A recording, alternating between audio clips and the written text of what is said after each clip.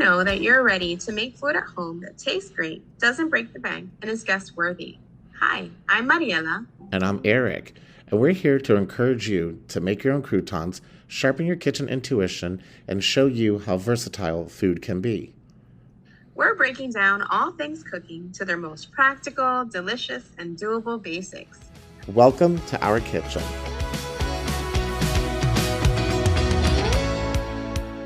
Hi, everyone. Welcome to the FoodFAQ podcast. I'm Mariela. And I'm Eric.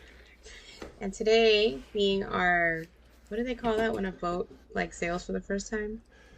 It's our maiden voyage. Maiden voyage. It's exciting. Yes, it's so exciting. We talk about food literally all the time, right? We are not we've been watching food TV since we were children and That's how we talking about bond. it. Absolutely. And I think the best way to start this off so you can get to know who we are is to kind of define what food and cooking means to us and how, the lens from which we view it, right? Eric is, he's shacked up, right? But he's single at the moment, but he's shacked up with a nice young man. I did. And yes, and I'm married with 2 kids, and we've known each other for, I don't know, 30,000 years. Oh my God. This is the mid-90s. Yes. So we decided to start on this adventure together. And so we're going to talk about food, right? What it means to us. So right now, you, single man about town. That's right. What does it mean to you? So what food means to me is, like we talked about before, it's how I show my affection to people in a way.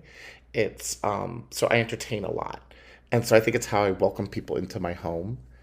And I don't know, that's such a good question. It's how I welcome people to my home. It's how I show affection. It's how I give gifts out to people, because I think when you labor over something and you create this really awesome thing that everybody enjoys, that's just the best thing to give when you welcome people into your home. And so, yeah, what about you? And isn't it also great when people ask you to make, oh, remember that thing you made? And you're like, that's right, baby. I made that. Remember when we were in college and poor college students, and we would bake for the holidays for people, because that's how we gave gifts out to people. And the chocolate chip cookies, exactly. And it was really exciting when people would ask if I could do that again, or when you would come over to my mom's house and we would make dinner together, things like that. And we would invite friends over and they would ask us to do it again. I don't remember one thing we made except maybe enchiladas. I can't remember the things we made back then. Do you know I still make those enchiladas today? You know that I don't, because nobody in my house likes them. My children are anti-Mexican food, which is so stupid because it's cheese and crunchy stuff. You would think kids would like it, but not my kids. Remember what you used to put inside of it to make it creamy? Cheese. Cottage cheese. Cottage cheese, and not on toast. That was the most amazing thing. And no one knew that there was cottage cheese in there. Well, anyway, so now as an adult woman with people to feed every single day, I think about food differently, right? I like to make food for fun and to be flashy and cute, but really I think about food in an everyday kind of risk management situation, making sure they're fed, making sure it's affordable, and also making sure that I'm not raising chicken nugget kids, even if they don't like it, I make it, they try it. And today I made stroganoff and the kids were like, oh no. I mean, it's basically hamburger helper, but made from the house. But they, they have to deal, Right. That's how I see food. You definitely entertain and you make the best food. Right. Well, I do. And you make amazing food too. But I think you and I also look at it from different perspectives. Number one, just like everybody, we're both on budgets. So even when I entertain, I have to entertain with a budget and mindset. And what's the best thing I can do? You duplicated yourself twice. So you have to actually determine, children and, how to maintain a household budget. But also, you also have to more so keep in mind, the health factor in the food that you give your children. Right, so that they stay alive, right? The whole thing about kids is keeping them alive. Yeah, try your best. You know what I mean? And when they're first born, you're just like, I don't know if I could ever keep them alive. And then you just kind of keep doing it, right? And that's part of it. It's feeding them healthy food. And and I do it too because I want to know what's in their food, right? Like I like going out and getting served and all that and not having to do dishes at the end of the night. But I like to know like what's in it, right? Because every time I think about Right. Uber Eats, I think somebody's sticking their finger in my food. Do you ever think these thoughts? No, but now I do. But Yes. they put the little tape around it, so you know if it's It's been that tampered tape with. is for you to just feel good, but it's BS. It's not. Listen, That's feel good tape. listen. Sometimes Uber Eats is a lifesaver. Okay, so Yes, yes, and I've ordered, but it I is. can't like ugh, But when you order like a $15 meal, it costs $30 because you're paying the fees and you're paying the. Um, yeah, I mean, of course you're gonna tip, but with all the fees added to it, and I think this is why we're here because I think cooking can be really simple if you just have the right things in your home and you have the right mindset and you do simple planning.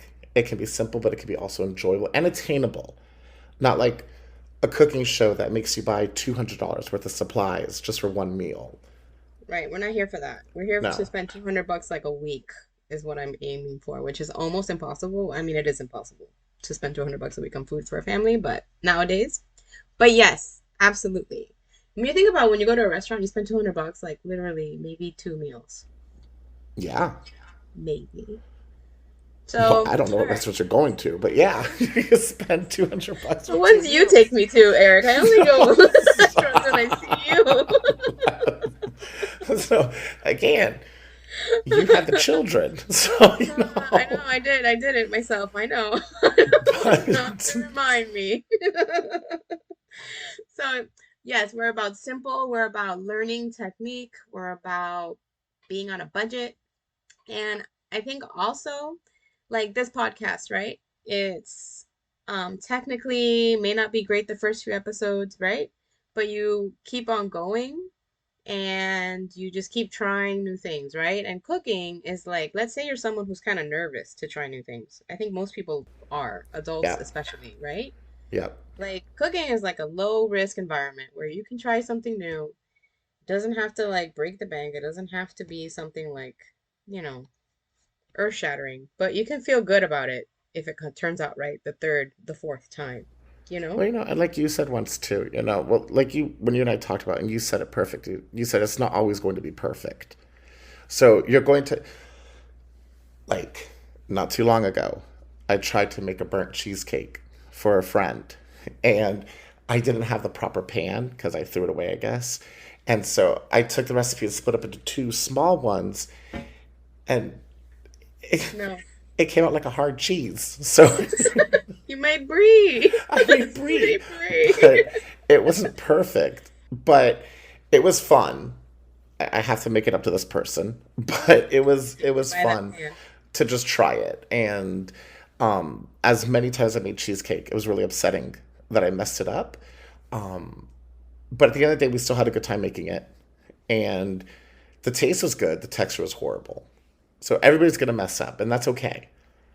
Right. Even no matter how good of a cook you are, you may forget to look for a pan, right? And it just happens. Not me though. That doesn't happen to me. For the record. Oh, well, I'm glad, but let's not forget those pumpkin cookies we tried to make this fall That wasn't me. that turned That into like was little you. rocks. You keep adding You, more ma'am. flour. So that was you. That was not me. No way. All right, Yeah. listen. Nah, I don't believe you. But all right, so what is oh, that was my phone because I should have put it on silent, but I didn't. All right, so what is cooking? So cooking is not perfect. It's not Right. supposed to impress anyone, right? It's Right. supposed to feed you. Right. It's not going to be how you see it on cooking shows, or it's not going to be TikTok perfect. Um, Never. I mean, some of those recipes are just made up to begin with. Agreed. So many of them.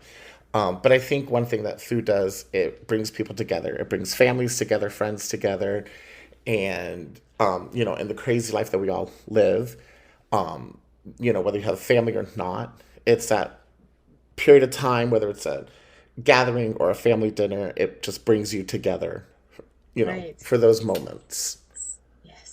And it's kind of like a little warm hug at the end of the day where you can just kind of sit down and just be, you know? I think we don't look at it that way anymore because everyone is insanely busy and like focusing on everything outside of the home. But honestly, when you have a home that is like warm and inclusive, right, where everyone feels heard, like that moment of the day, at least at my house, even if the TV's on, like Right. it's still like it feels good. It feels so good to just be together. And not that you couldn't have that if you had takeout, because you could, you know, no family can always have this happening every night, and I understand that. But there's something about it, right? Even if you just do it once a And week. takeout's fun, but I think if you could have that family meal, like you said, just once or twice a week, it's not going to always happen. It's not going to always be perfect. Um, how many of us leave our homes at 8 o'clock in the morning and get home at 8, 9 o'clock at night? How many times does your husband, leave at the crack of dawn and come back later on in the evening? So it's a lot to do it every day, but I think with this podcast, we can help people realize that it's attainable to do it when they want to do it. And it's going to be delicious and it's going to save you money and it's going to make a lot of sense. And this is our first episode, and this one might be a little messy, but we're going to keep trying recipes for podcasts and we're going to keep enjoying each other's company. Like we always have. Yes, and make more of these. So, Exactly. thank you guys for listening so much. We'll be back with a new episode on, I don't remember what it's for, but I promise you're going to love it. It's going to It's be gonna a be pan. it's gonna be fantastic. It's gonna be great. All right, we'll see you soon. Bye bye.